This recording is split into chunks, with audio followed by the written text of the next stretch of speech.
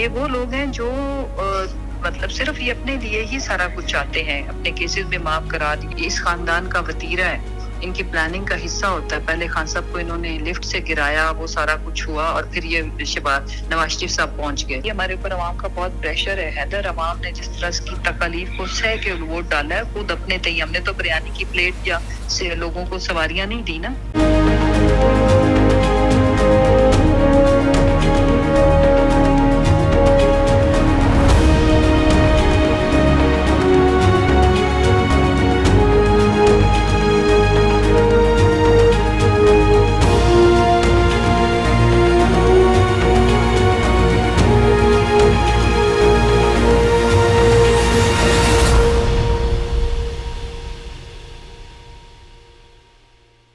بسم اللہ الرحمن الرحیم. السلام علیکم ویورز. پروگرام میں خوش آمدید. میں ہوں حیدر حیات خان. پاکستان تحریک انصاف جوڈیشل کمیشن کے قیام کا مطالبہ کر رہی ہے.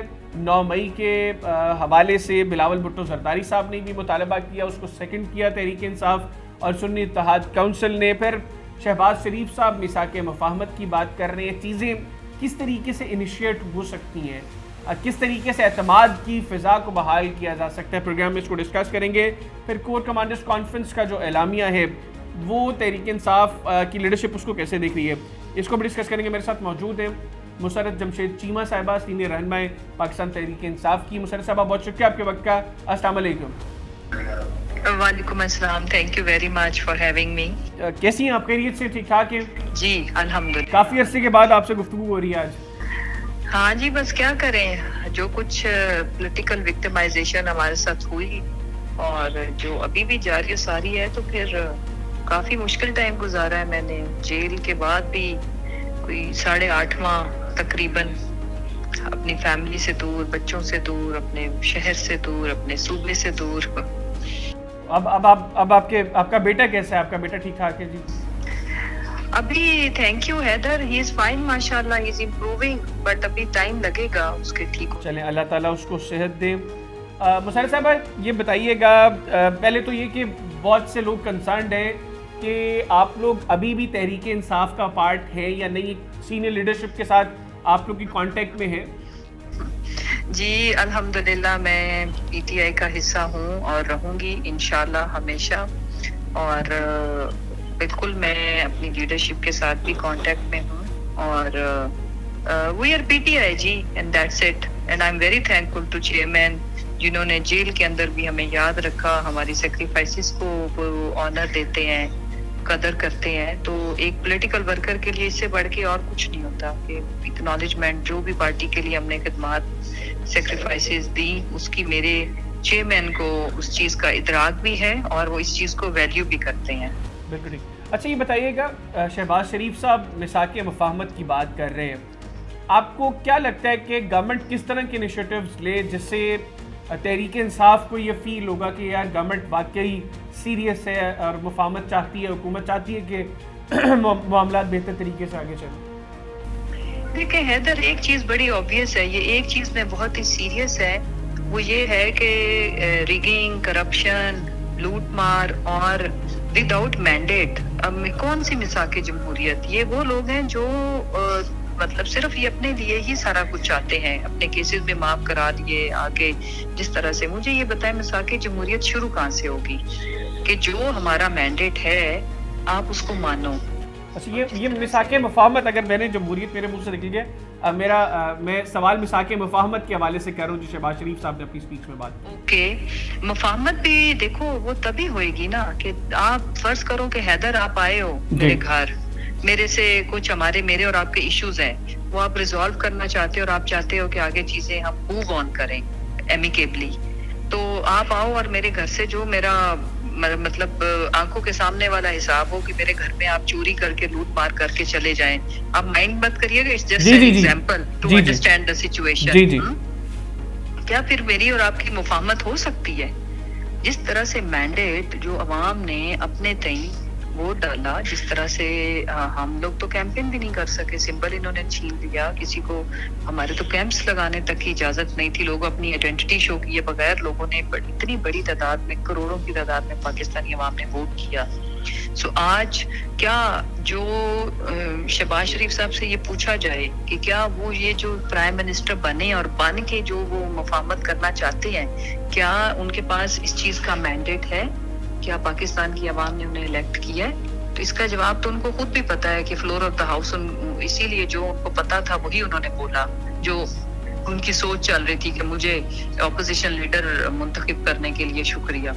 سو میں یہ کہنا چاہتی ہوں کہ مفاہمت شروع ہوتی ہے جو ریالٹیز ہیں ان کو ایکسیپٹ کرنے سے۔ یہ اس خاندان کا وتیرہ ہے، ان کی پلاننگ کا حصہ ہوتا ہے۔ پہلے خان صاحب کو انہوں نے لفٹ سے گرایا، وہ سارا کچھ ہوا، اور پھر یہ نواز شریف صاحب پہنچ گئے، تب بھی انہوں نے ہمارا مینڈیٹ بھی چوری کیا اور ہمارے لیڈر کو بھی انہوں نے ظاہر ہے راستے سے ہٹانے کی کوشش کی۔ لکیلی ہی سروائیوڈ۔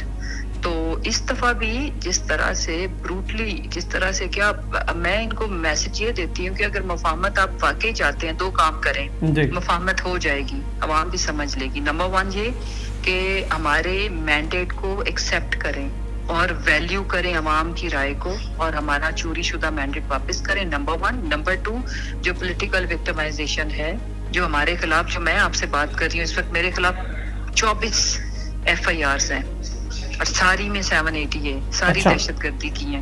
ہمارے جو لیڈرشپ اندر ہے، میں مطالبہ کرتی ہوں کہ خان صاحب کے مسز، سب کو پتا ہے کہ فیبریکیٹڈ اور جھوٹے بے بنیاد کیسز ہیں۔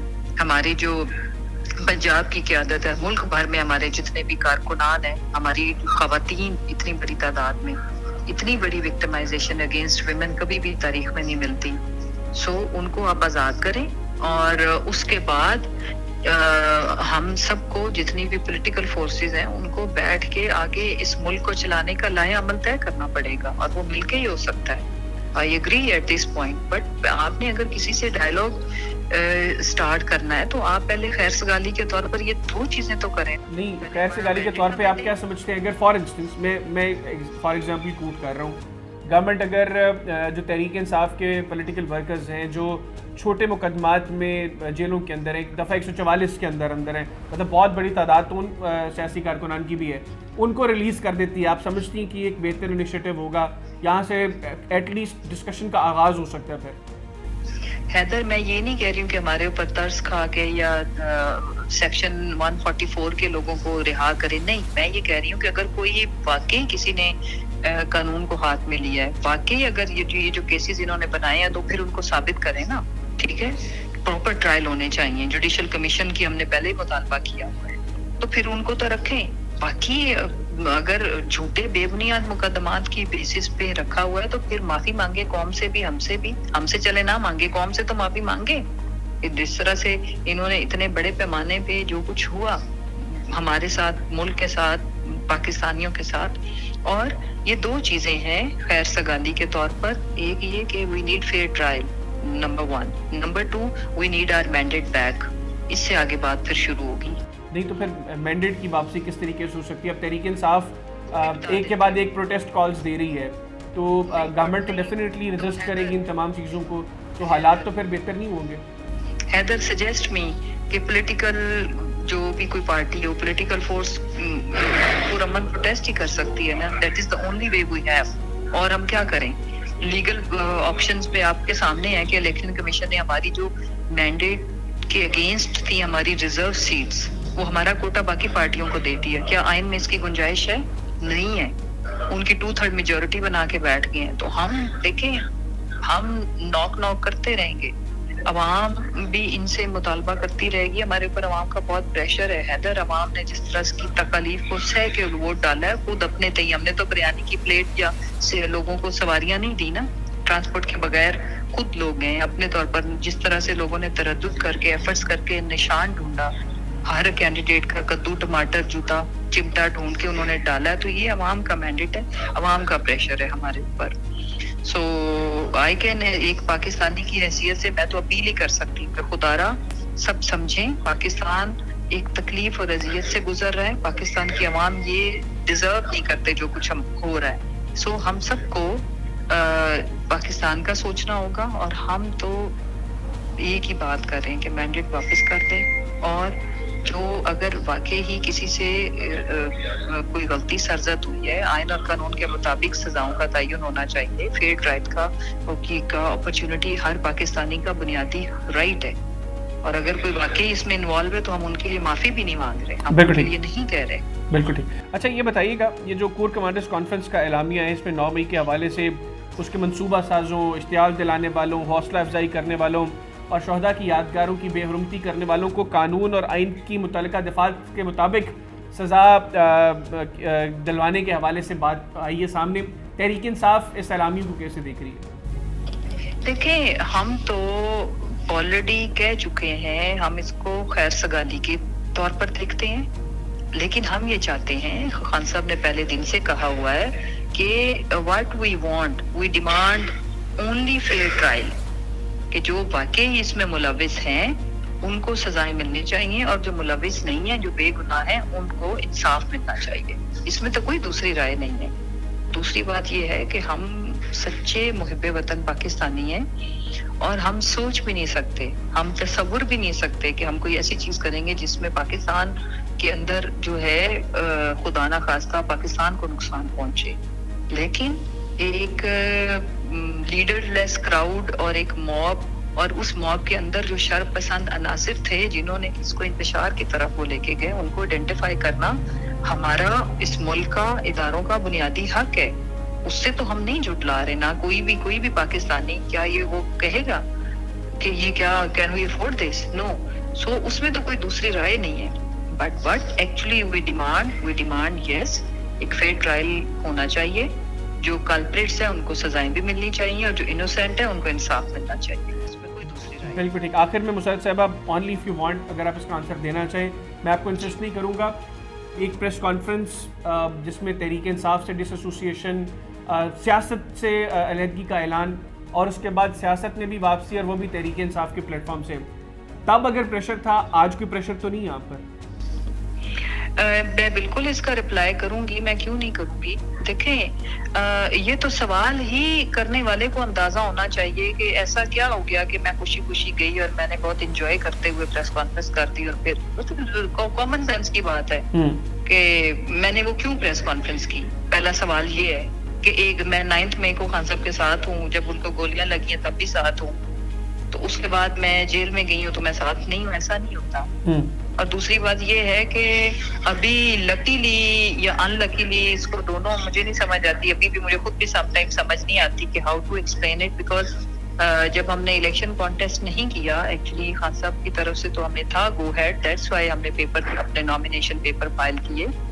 تو جب ہم نے الیکشن نہیں لڑا، جب ہم نے پیپر وڈرا کیے، تو ہماری زندگی میں یہ ایک ضرور آیا کہ وہ جو بہت ہی ہمارے پیچھے پکڑ ٹکڑ والا سلسلہ تھا، وہ فی الحال اب وی آر آن بیل، رکا ہوا ہے. بٹ کیسز تو وہیں کے وہیں ہیں، بلکہ زیادہ ہیں. کوئی 24 FIR میرے پہ ہیں، اسی طرح چیمہ صاحب پہ بھی کافی ہیں، لاہور اور فیصل آباد میں. تو وہ والا جو کہ ٹائم بھی گزر گیا نا، کیونکہ IPP کو جوائن کرنا، اب وہ تو IPP والی گیم ختم ہوگی. اور اپروور والا بھی تھا پریشر.